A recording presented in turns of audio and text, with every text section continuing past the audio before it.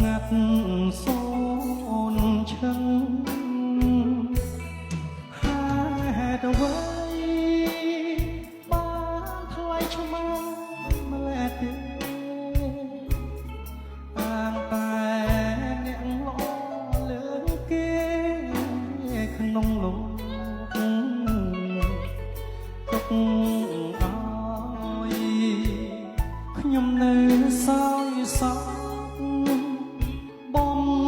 ភ្លឺទុកឲ្យខ្ញុំក្រៀម